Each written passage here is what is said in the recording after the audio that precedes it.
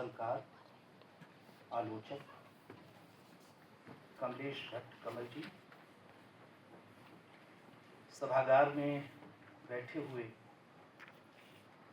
आलोक Tyagi ji, doctor Sanjay Mouhot जी, हमारे मित्र काशी हिंदू विश्वविद्यालय हिंदी विभाग के अध्यक्ष और चर्चित कवि समीक्षक गजलकार वशिष्ठ अनूप जी, सभा में बैठी हुई आदरणीय ममता त्यागी जी और साहित्य के और दुष्यंत कुमार के प्रेमी जन, आप लोगों को इस सत्र के बारे में, मेरे विषय के बारे में बताया गया होगा। जो कार्यक्रम का विवरण आप लोगों को दिया गया, उसमें मुझे दुष्यंत कुमार जी की साहित्यिक चिंताओं के बारे में आप लोगों से बातचीत करनी है। अभी ठीक इसके पहले जो सत्र संपन्न हुआ था और जिसका संचालन कर रहे थे राज्यसभा टीवी के चर्चित पत्रकार राजेश बादल जी, उस सत्र में, उस सभागार में आप में से जो लोग भी वहाँ उपस्थित रहे होंगे, उन लोगों ने यह देखा होगा कि उस पूरे सत्र में इस विषय पर भी बातें करने की कोशिश की जा रही थी वक्तव्य रखने वाले लोगों द्वारा, विशेषज्ञों द्वारा, कि दुष्यंत कुमार को प्रतिष्ठा गज़ल के क्षेत्र में तो असाधारण मिली हुई है।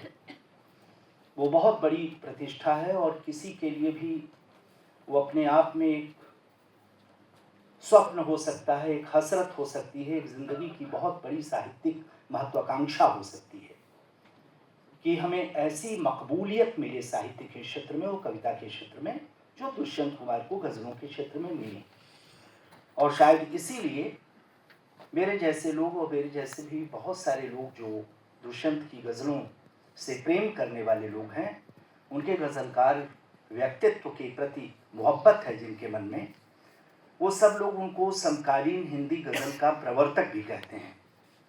हालांकि इस बात का प्रतिवाद किया जा सकता है और दुष्यंत कुमार की गज़लों को लेकर, उनकी उपलब्धियों और प्रतिष्ठा को लेकर के बहुत सारी इस देश में बेचैन आत्माएं भी रही हैं, जिन्होंने उनके साथ एक रस अनुभव किया है, एक ईर्ष्या भाव भी रहा है उनकी प्रतिष्ठा को लेकर, क्योंकि गज़ल के क्षेत्र में उनके समानांतर, उनके समवयस्क और उनके पहले की पूर्ववर्ती जो हमारे कवियों की पीढ़ी रही है, उसमें बहुत सारे लोग सक्रिय रहे हैं। इस बात का प्रतिवाद किया जा सकता है और आपकी सभा में भी इस समय संभव है कि कोई व्यक्ति जिसके मन में मेरी इस स्थापना को लेकर के सवाल पैदा हो रहा हो कि मैं उन्हें प्रवर्तक कहता हूँ। आप जानते हैं कि हिंदी और मराठी दोनों संस्कृत से जुड़ी हुई भाषाएं हैं और प्रवर्तक शब्द आप लोगों के लिए बहुत अपरिचित और अज्ञात शब्द नहीं है, यानी जो जिसकी शुरुआत करता है। तो ये कहा जा सकता है कि अगर हिंदी कविता की परंपरा में दुष्यंत की पूर्ववर्ती और उनकी शिक्षक पीढ़ी मौजूद है और जहाँ से हिंदी साहित्य के क्षेत्र में आधुनिक काल प्रारंभ होता है, भारतेंदु जिनके नाम पर बहुत बड़े हिंदी के नेता, युगांतरकारी व्यक्तित्व और पूरा का पूरा कालखंड जो 19वीं शताब्दी का उत्तरार्ध आप कह सकते हैं, 1850 से लेकर के, वो हिंदी साहित्य के इतिहास में, जिसे आप जानते हैं कि वो भारतेंदु युग के नाम से जाना जाता है, नेतृत्वकारी व्यक्तित्व, नेतृत्वकारी क्षमता जिनकी होती है, उनके नाम पर किसी पूरे के पूरे कालखंड का नामकरण कर दिया जाता है। ऐसे भारतेंदु ने, जिनके समय में बहुत सारी कविता के अलावा बहुत सारी विधाएं जन्म ले रही थी। आपको ये पता है कि मध्यकाल की पूरी साहित्यिक विधा केवल कविता थी। आप दोहा में लिखिए, आप चौपाई में लिखिए, सवैये में लिखिए, छप्पे में लिखिए, किसी भी प्रकार के छंद का प्रयोग कीजिए, लेकिन अभिव्यक्ति का माध्यम अगर कोई भाषा, कोई विधा है, तो वो विधा कविता है। छंदों में आप अपनी बातें कह रहे हैं। लेकिन पहली बार हिंदी के इतिहास का जो परिदृश्य आपके सामने है, उसमें 1850 के बाद एक बड़ा परिवर्तन होता है, जिसमें हिंदी के एक बहुत बड़े इतिहासकार, जिनसे हम लोग अपनी बातचीत इतिहास के मूल्यांकन का संदर्भ जिनसे प्रारंभ करते हैं, आचार्य रामचंद्र शुक्ल, जिन्होंने भारतेंदु को बहुत महत्व दिया और ये बताया कि यह एक ऐसा दौर है जिसमें हिंदी की बहुत सारी विधाएं पैदा होती हैं और हिंदी के उस प्रारंभिक कालखंड को, 50 वर्षों के कालखंड को आचार्य रामचंद्र शुक्ल ने गद्य काल कह दिया, यानी वो प्रोज का युग है। यहां से गद्य प्रारंभ होता है। ऐसे दौर में भारतेंदु ने गजलें लिखी रसा उपनाम से। भारतेंदु मौजूद हैं हमारे दुष्यंत कुमार के पहले की कविता के इतिहास में, निराला मौजूद हैं, त्रिलोचन शास्त्री मौजूद हैं, जयशंकर प्रसाद मौजूद हैं जो गजलें लिख रहे थे। आप सब इनके नामों से परिचित हैं। जानकी वल्लभ शास्त्री मौजूद थे। हिंदी और उर्दू में मिला जुला करके रंग की गजलें कहने वाले बलबीर सिंह रंग मौजूद थे। शमशेर बहादुर सिंह त्रिलोचन शास्त्री लिख रहे थे। और ऐसे लोग जो गजलें लिख रहे थे, उनकी उपस्थिति के बावजूद, उनकी रचनात्मक सक्रियता और उनकी मौजूदगी के बावजूद, अगर मैं या मेरे जैसा कोई भी व्यक्ति दुष्यंत कुमार को हिंदी गजल का प्रवर्तक अगर कहता है तो समकालीनता के संदर्भों में। इसीलिए मैं निवेदन करना चाहूंगा कि हिंदी का यह पद समकालीन अगर मराठी में भी इस्तेमाल किया जा रहा हो, संस्कृत से निकलने वाला यह शब्द है, तो निवेदन करना चाहूंगा कि यह शब्द केवल समयवाचक नहीं है, केवल कालबोधक शब्द नहीं है, इसमें प्रवृत्ति भी मौजूद है, सामाजिक प्रवृत्ति। समकालीनता की अगर हम बात करते हैं, जैसे आधुनिकता की बात अगर आप करते हैं, तो आधुनिक होना केवल समय बोधक शब्द नहीं है, केवल समय का बोध कराने वाला शब्द नहीं है। आधुनिकता मध्यकालीनता को छोड़कर, और मध्यकालीनता जब हम कहते हैं तो मध्यकालीन प्रवृत्तियों को छोड़कर, मूल्य मान्यताओं आदर्शों को छोड़कर, जीवन की बहुत सारी आस्थाओं को छोड़ करके आधुनिकता जो अपनी एक यात्रा आरंभ करती है, ठीक उसी तरह से उस आधुनिक कहे जाने वाले लंबे कालखंड में, यानी आधुनिक काल हिंदी साहित्य के इतिहास में 1850 में अगर आरंभ होता है, तो इस समय अगर हम 2025 में बात कर रहे हैं तो पौने 200 वर्षों का इतिहास है। और पौने 200 वर्षों के इतिहास को भी आप प्रवृत्तियों और समय के आधार पर, धाराओं के आधार पर अगर विभाजित करेंगे, तो कहीं न कहीं आपको इस पूरे के पूरे ऐतिहासिक परिदृश्य में आपको समकालीनता को भी उपस्थित करना पड़ेगा। तो जो समकालीन प्रश्न हैं, उन समकालीन प्रश्नों को लेकर के दुष्यंत कुमार 1975 के आसपास सारिका में प्रकाशित होने वाली गजलों से लेकर के साए में धूप जैसे संग्रह के प्रकाशन के साथ एक नई तरह की जन पक्षधर क्रांतिकारी राजनीतिक अंतर्वस्तु से भरी हुई गजलों को लेकर के आते हैं।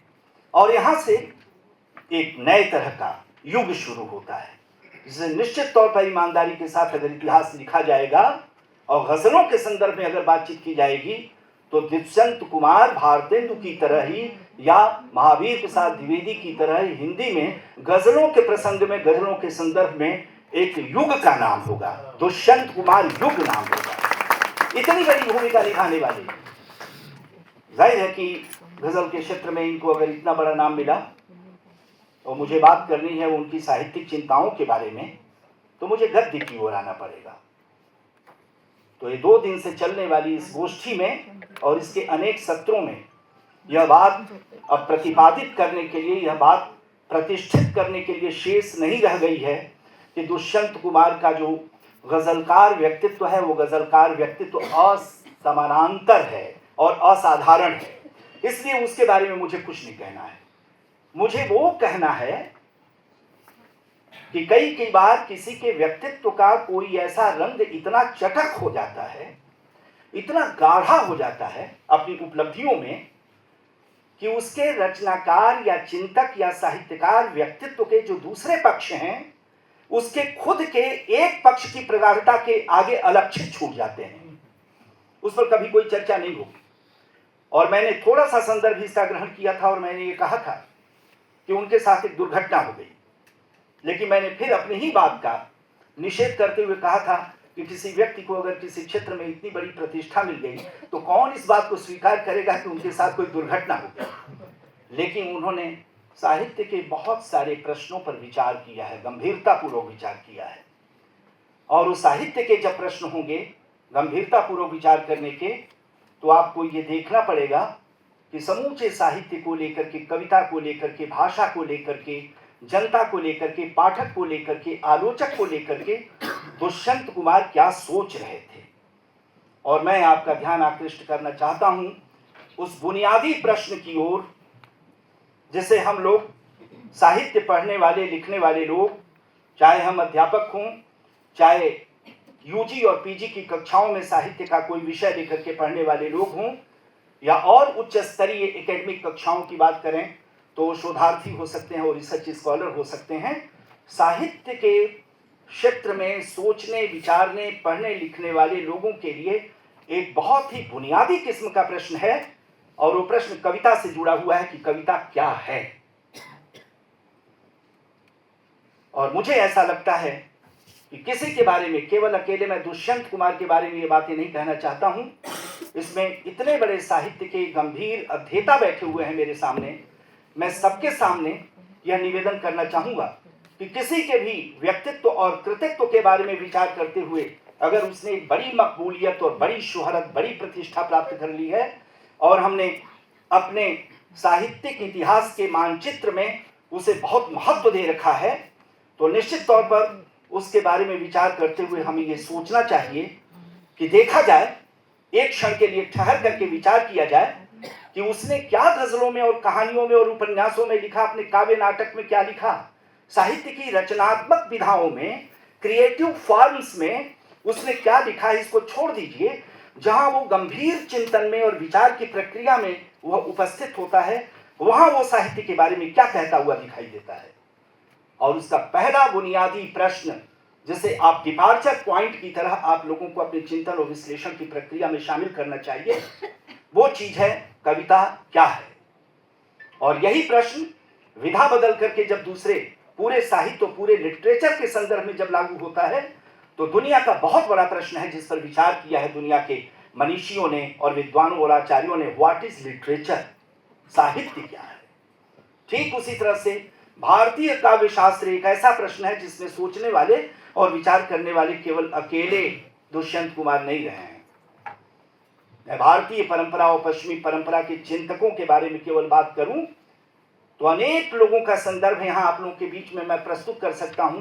समय संकोच के कारण भले मैं उसे प्रस्तुत न कर पाऊं, लेकिन इतना जरूर बताना चाहूंगा कि जिसे हम संस्कृत काव्य शास्त्र कहते हैं, जिसे भारतीय काव्य शास्त्र के नाम पर, इंडियन पोएटिक्स के नाम पर जो हमारी कक्षाओं में, साहित्य की कक्षाओं में हमें पढ़ाया जाता है, उसमें चाहे आचार्य विश्वनाथ हों, आचार्य जगन्नाथ हों, आचार्य राजशेखर हों, आचार्य भामा हों, आचार्य दंडी हों, आचार्य मम्मट हों, मैं ऐसे संस्कृत के बड़े आचार्यों और भारतीय इंडियन एस्थेटिक्स और इंडियन पोएटिक्स के बारे में जब कभी भी बातचीत होती है, काव्य का स्वरूप क्या है, कविता का लक्षण क्या है, कविता को परिभाषित कैसे किया जाए, वो सारे के सारे संदर्भ आपके सामने ऐसे उतरते चले जाते हैं।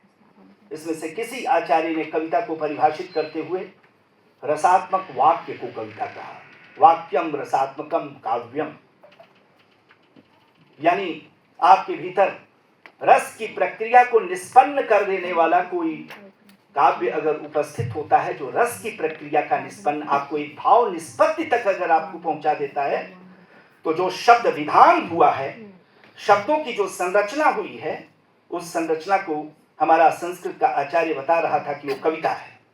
ऐसे ही किसी ने कहा, शब्दार्थो सहितो काव्यम, शब्द और अर्थ का सहभाव जहां होता है, दोनों एक साथ जहां मिल जाते हैं और वहां पर किसी प्रकार की भाव अगर निष्पत्ति होती है, तो उसे कविता कहते हैं। हमारे संस्कृत के किसी बड़े आचार्य ने कहा कि रमणीय अर्थ का प्रतिपादक जो शब्द होता है, उसे कविता कहते हैं। यानी रमणीय, सुंदर को कहते हैं।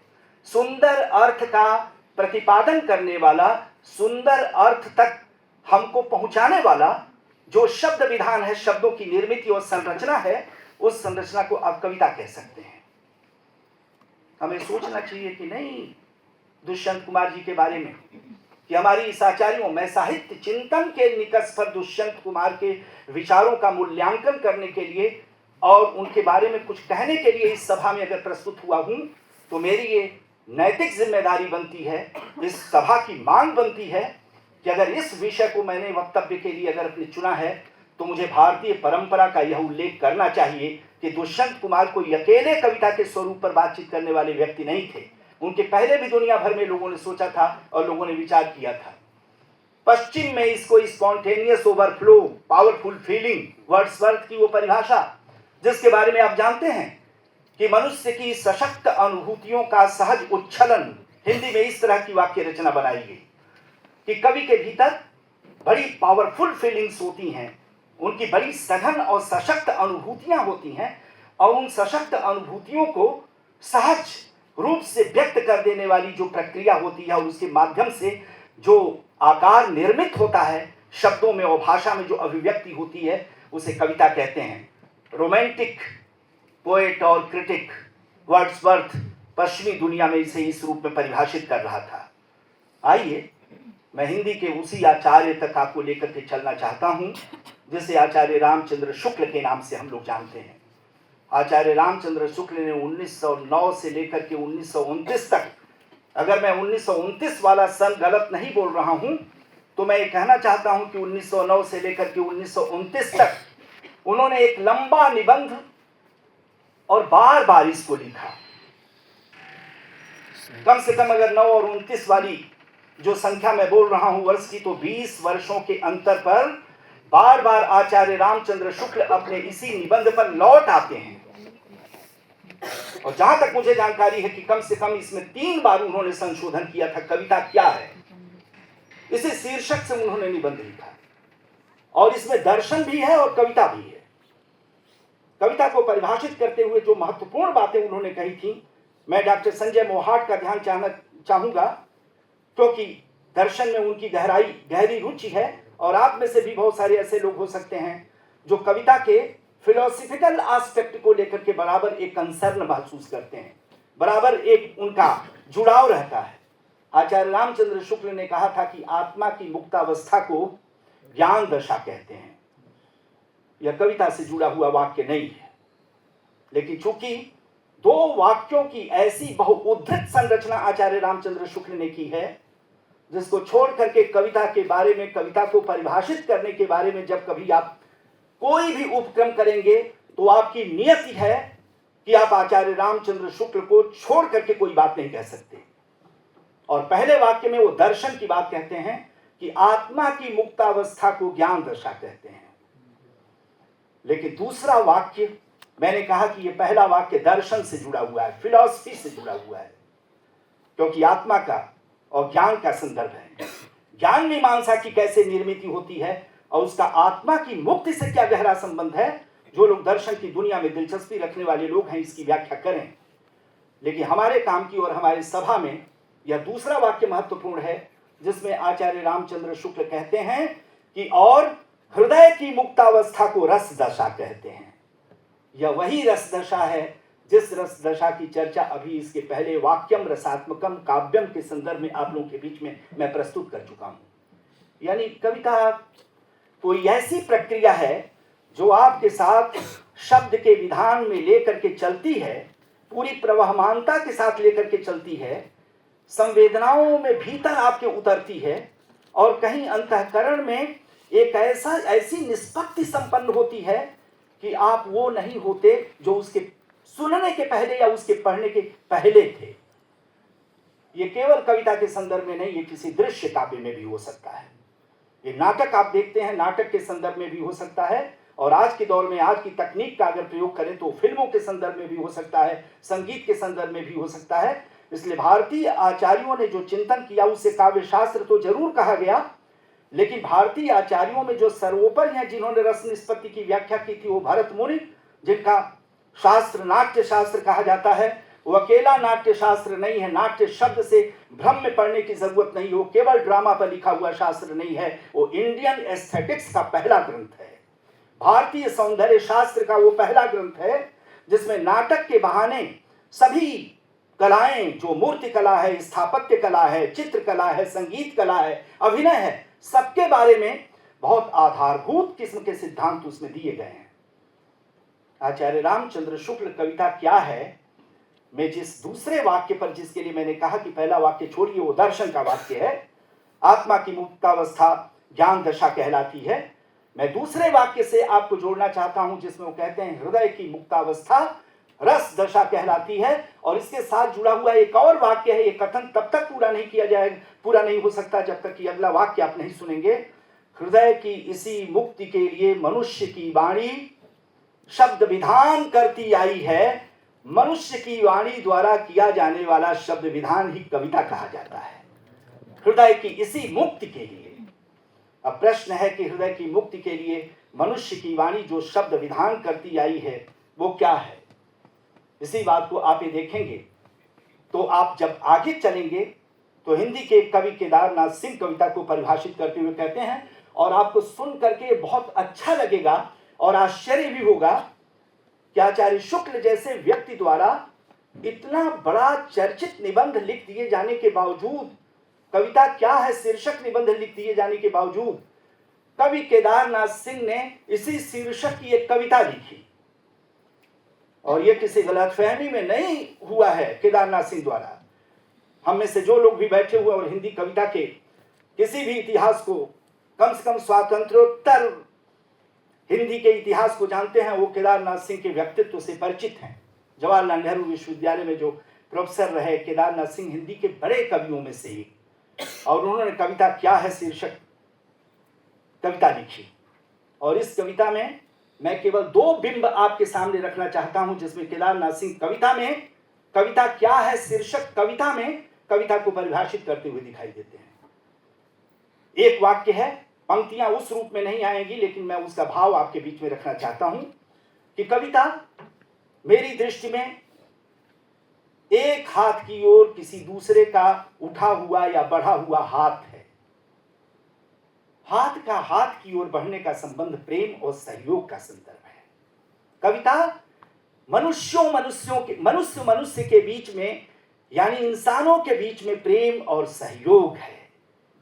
ये वो कविता क्या है जैसी कविता में वो परिभाषित करता है और कविता को देखने की कोशिश करता है। और दूसरा बिंब आपके बीच में दे रहा हूं, एक इमेज पहचानने की आप कोशिश कीजिए। क्या क्रांतिकारी चेतना है। कविता मृत्यु की ओर घूरती हुई आंखें हैं। एक प्रेम और सहयोग और दूसरा संकल्प, दृढ़ता और जिजीविषा और प्रतिरोध। मृत्यु की ओर घूरती हुई आंखें यानी मौत से आंखें मिला लेने का साहस, यह भी कविता है।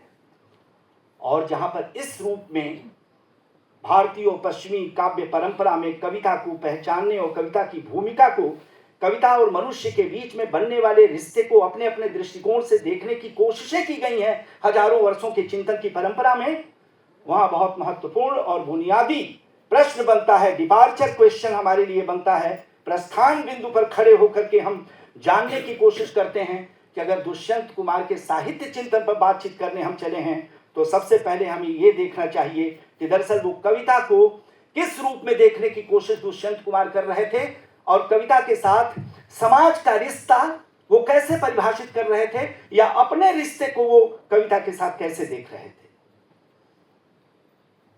आप सामने पीछे जो स्क्रीन है मेरे आपके सब सामने, आप ये देखें कि दुष्यंत कुमार की एक कृति वहां पर उद्धृत की गई है और उसी कृति को ये पूरा का पूरा सत्र समर्पित है। जलते हुए वन का वसंत, यह सत्र उसी कृति को समर्पित है। दुष्यंत कुमार का तीसरा काव्य संग्रह, अपने दो कविता संकलनों में उन्होंने कोई भूमिका नहीं दी है।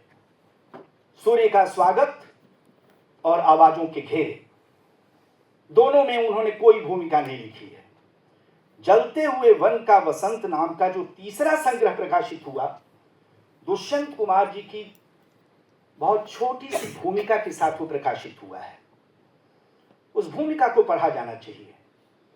कई बार हम लोग कहानियों के, कथाओं के, इस तरह के संग्रह, कविताओं के इस तरह के संग्रह देखते हैं और सीधे सीधे जो रचनाएं उसमें संकलित की गई हैं उन रचनाओं को पढ़ना शुरू कर देते हैं और 2-4 पृष्ठों में मान लेते हैं कि इन्होंने अपनी ओर से किसी को आभार ज्ञापित किया होगा। कुछ मुद्रक और प्रकाशक के लिए 2 शब्द इन्होंने लिख दिए होंगे, कैसे उनकी चेतना बनी कुछ उसके बारे में लिख दिया होगा, उसकी थोड़ी पृष्ठभूमि उन्होंने बता दी होगी।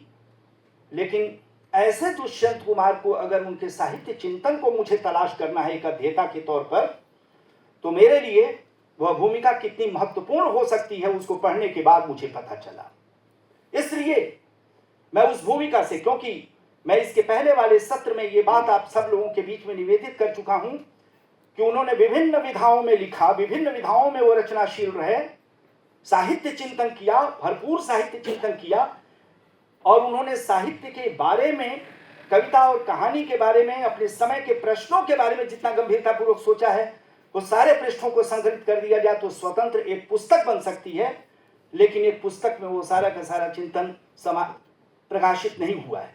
तो ऐसी स्थिति में हमारे लिए वो पृष्ठ जो संकलित नहीं है, उनकी रचनावली में संकलित हैं, या उनकी उस पुस्तकों में भूमिका के तौर पर हैं, या जो उन्होंने आत्मकथ्य दिए हैं अपने बारे में, जो उन्होंने बताया है, वो दुष्यंत कुमार की कवि चेतना को, दुष्यंत कुमार के रचनात्मक संवेदना और उनके दृष्टिकोण को समझने के लिए, उनकी प्रतिबद्धता, उनकी पक्षधरता को समझने के लिए, और समूचे साहित्य के प्रति उनकी किस प्रकार की मांग हुआ करती थी, उससे कैसे अपना वो रिश्ता जोड़ते थे साहित्य और साहित्यिक समाज के साथ, उसको जानने के लिए बहुत बुनियादी स्रोत के तौर पर हम उसका इस्तेमाल कर सकते हैं।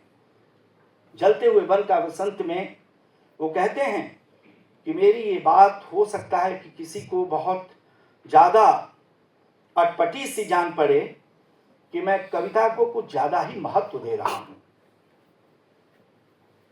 देखिएगा दुष्यंत कुमार जी का संकोच कि ये बात पढ़ते हुए और इस बात से परिचित होते हुए किसी को ये लग सकता है कि मैं हो सकता है कि कविता को कुछ ज़्यादा महत्व दे रहा हूँ। लेकिन इसके बावजूद मैं ये कहना चाहता हूँ, और 3 स्तरों की बात वो करते हैं कि वैयक्तिक स्तर पर, सामाजिक स्तर पर और राजनीतिक स्तर पर।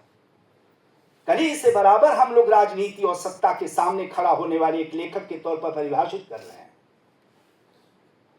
यह राजनीति सामाजिक परिवर्तन का इतना क्रांतिकारी उपकरण है, राजनीति करने वाले लोगों ने इस शब्द के प्रति हम लोगों के मन में वितृष्णा पैदा कर दी है।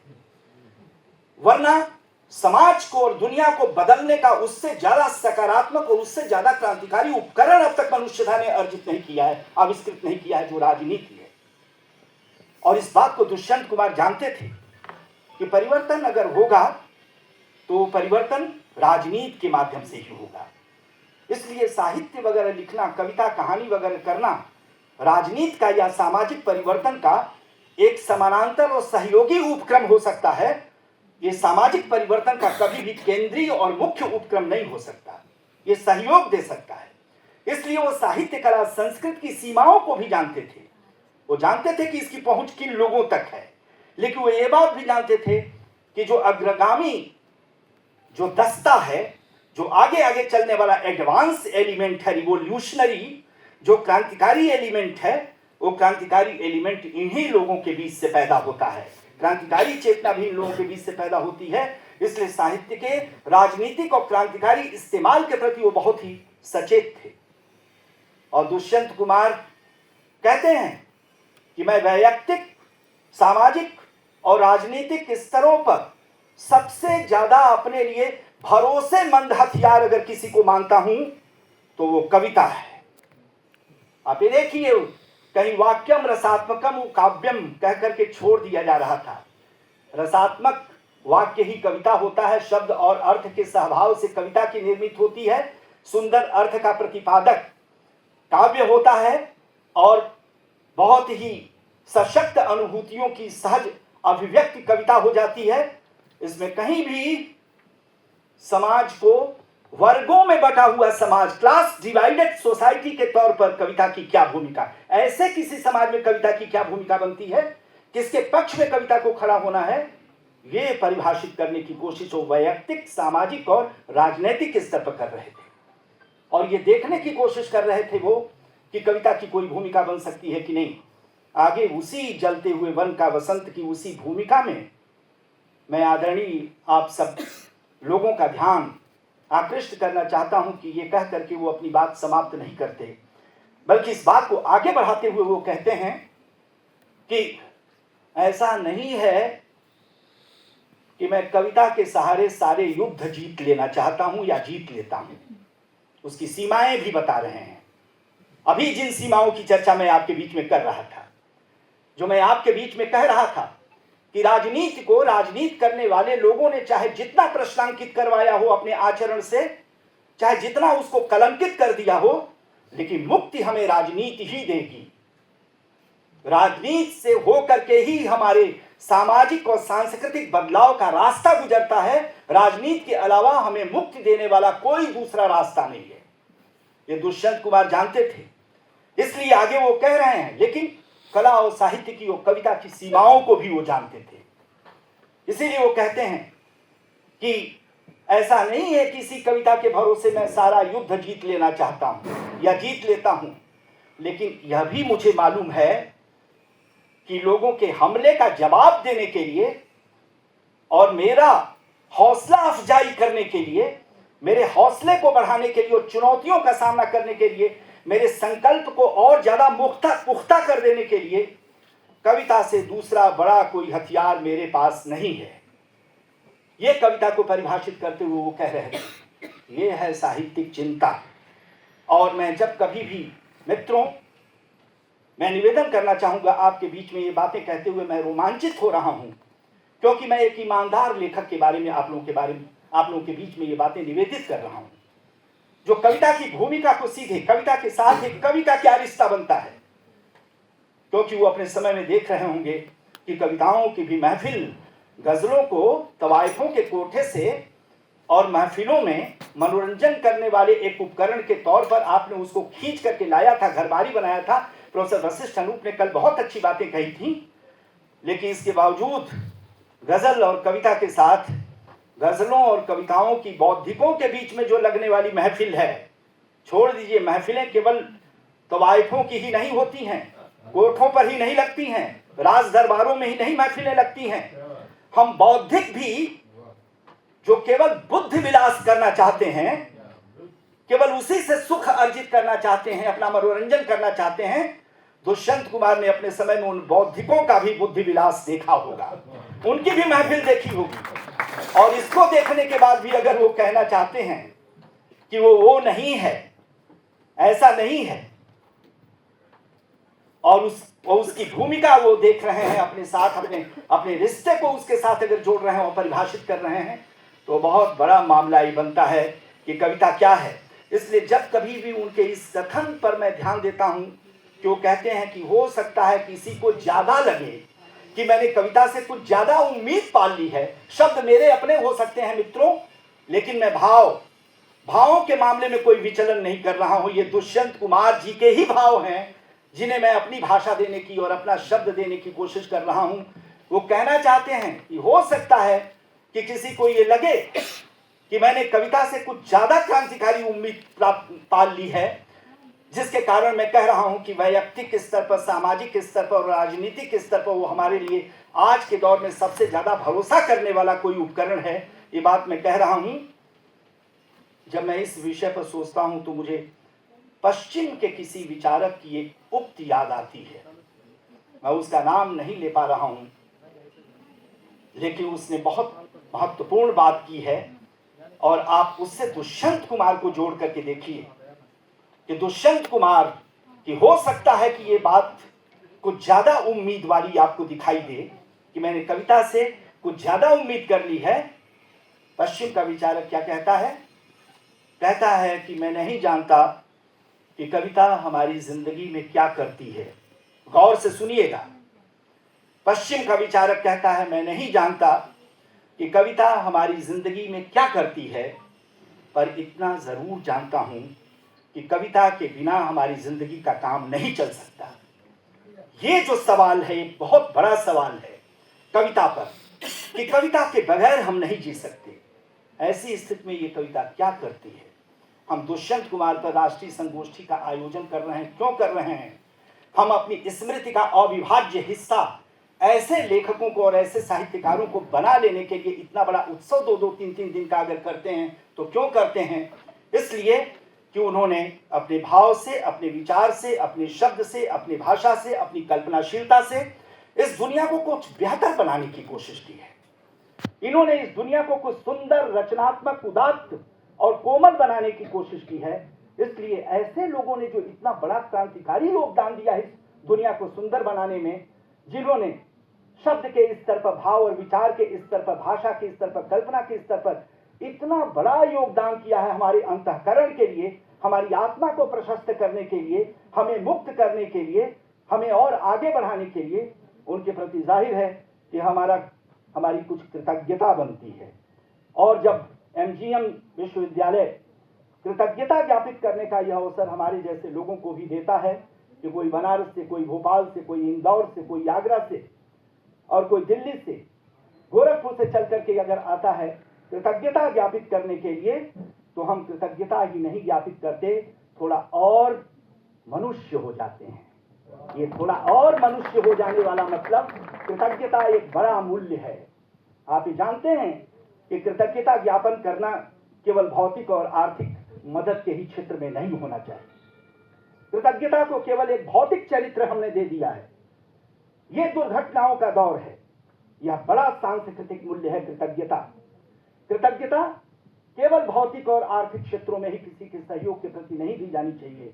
हमें देखना चाहिए कि जो लोग सोशल इंजीनियरिंग के क्षेत्र में लगे हुए हैं, जो समाज विज्ञान के क्षेत्र में लगे हुए हैं, जो सामाजिक निर्माण के क्षेत्रों में लगे हुए हैं, जो शिक्षक है, कवि है, राजनीतिज्ञ है, ईमानदार राजनीतिज्ञ है, जो पत्रकार है कि अपनी पत्रकारिता के कारण